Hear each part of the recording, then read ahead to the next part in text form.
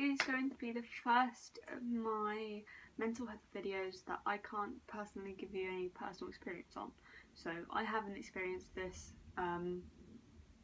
Obviously there are a lot of people out there that have, and this, as well as some of the others, may not be as long as my first one or my first two, because I can't personally give you any stories because I haven't really been through it.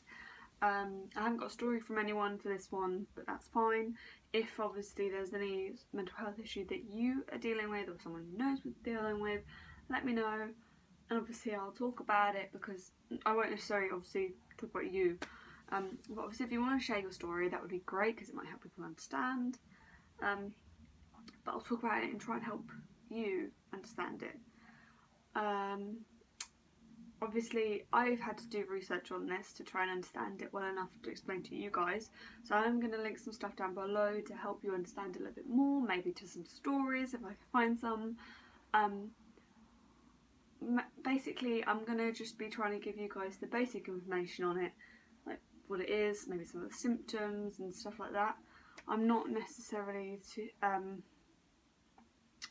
to be able to give you too much detail, because I don't want to say anything and be wrong, so I'm going to just give you the basics that I'm aware of, and I've actually got some stuff here on iPad that I might have to read to try and obviously make sure I'm explaining it to you guys well enough. I want to make sure that I at least give you guys the basic idea, so that it might help aid you with understanding. So basically today I'm going to be talking about bipolar disorder, which is basically a disorder affecting your mood. There are different types. There's bipolar 1, which is, I believe, where you have a manic episode for a week or so. So manic episode, mania, I believe is the actual term, is when you have really like a really great high, and then like let me read this thing, because obviously it's probably easier, and it will help you understand, guys. So this is how you might feel if you're having a manic episode. You'd be happy, euphoric, or a sense of well-being, uncontrollably excited, like you can't get your words out fast enough, irritable and agitated, increased sexual energy, easily distracted, like your thoughts are racing, so you could literally be all over the place, really fidgety, very confident or adventurous, like if you're untouchable, can't be harmed, and like you can perform physical and mental tasks better than normal. So you might be, you basically just, I would like to say that you'd be a lot more energetic than normal. You might be overly friendly, talk a lot quickly, you know, not be able to sit still in your chair and keep getting up and wanting to do things, and you might even start behaving completely differently, like drinking lots of alcohol and doing drugs and spending lots of money, and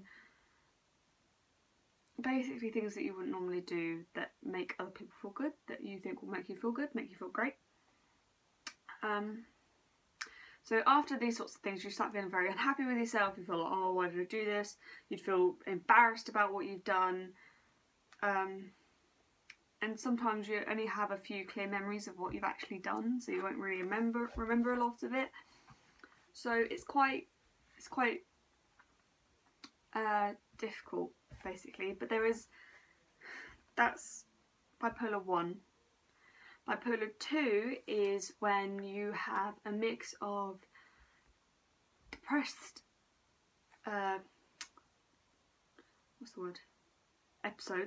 depressed episodes, so obviously you've got low mood, you don't really want to do anything, no energy, so like all the stuff that I mentioned before in my depression video.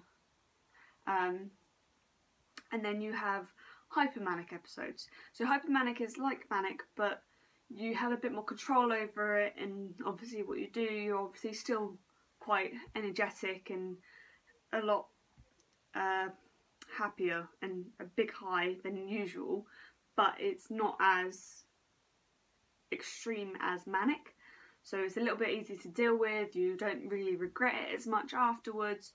So you have a flip between, basically bipolar 2 has two sides, and you can go from one to the other, and I imagine that must suck. And literally it could be for no reason at all. You just suddenly, or like one thing could happen and then you're suddenly in this depressed episode, or one thing happen and suddenly you've got this high, and it's just lasting for a long time.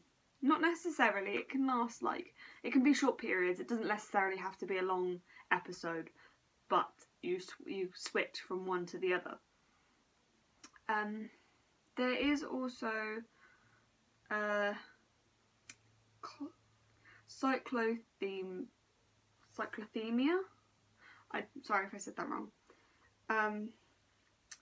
Basically, that's when you've experienced both hypomanic and depressive mood states over the course of 2 years or more, but that your symptoms aren't as severe as the other two.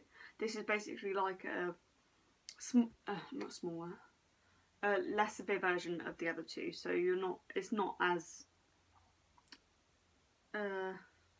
controlling on your life, I suppose. Obviously, it sounds like it sucks, so it's going to be definitely difficult to live with, because you probably have less control over your mood, and once you're in that state, it's there, and you can't, you don't know what's going to be able to switch it back, if that makes sense. So obviously, if you've got something planned that you think, I'm so excited for this, something could switch you into this depressed episode, and then you're not as excited for it anymore. Or you could feel like, if you've obviously going through a manic stage, you could feel like you've just ruined this event because you were too happy, too excited, you did too much, and it sounds like it sucks. You can have also psychosis, which I think is only in bipolar 1 and bipolar 2. You don't really seem to get the symptoms in I can't say the words, so I'm not going to try to say it again, the less severe one. Psychosis is basically, you can also get that when you have schizophrenia. It's basically when sometimes it can be hearing voices, hallucinating, not being able to tell the difference between what's real and what's not. You can also have irrational thoughts, like when you think everyone's out to get you and everyone's out to harm you. So you don't really have a lot of control over what you think and what's going on in your head. And obviously, if you're hallucinating, you're going to be scared, you're going to be terrified, because it's just you seeing it. And obviously, if you've hallucinated and you've told someone, they might react badly, and then you're going to start not knowing what's real and what's not, and not wanting to say anything about it, because they might judge you for that as well, because it might all be in your head, but you don't know, and you can't ask them because they might judge you. Obviously, judging people is, especially someone going through something like this, is probably one of the worst things you can do. It is one of the worst things you can do. And I can't begin to think about how it must feel to be in less control over your mood than people already are. Because at the end of the day, you can't really control when things are going to make you feel sad or happy. But for it to be so extreme like that, it must be so difficult to live with. And I mean, stuff like this just makes me feel so sorry for people that don't feel like they have anyone, because I think one of the most important things, if you're going through bipolar, sounds like having a support system. All mental health issues, the most important thing is a support network, because you need to know that there's someone you can talk to if you need them. You need to know that you've got people who care about you. And I think people just don't feel like that anymore. People don't feel like that enough, and that is what's making things worse. So I'm not really sure what else I can say specifically about it. I'm gonna link a couple of pages down below, mostly the Mind page about it, and Rethink, which they're both about mental health, rethinking mental health and taking the stigma away from it. So they're both about helping, which is probably where I'll get most of my information from. But obviously I thought I'd say it so it might make a bit more sense. I'll give them, like, I hope that made sense. But obviously you can probably find them yourself, so you don't have to watch these videos. I just thought I'd make them to try and spread the word a little bit, because these things really need to be talked about. They need to be, the points need to be made. People can't just keep ignoring stuff like this anymore, because it's not going to go away on its own, and we need to help each other in order to get past it and to make a better world. You're not going to get anywhere if you don't help each other.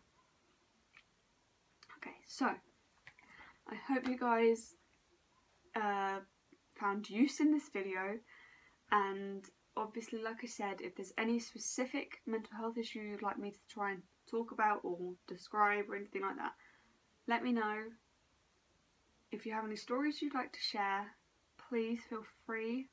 I promise I will not judge you at all, not in the slightest. There is no need to judge you, because we're all in this together, guys, and I want to make sure that you all feel comfortable and feel that you have someone you can turn to if you need them. Thank you very much for watching. Bye, guys.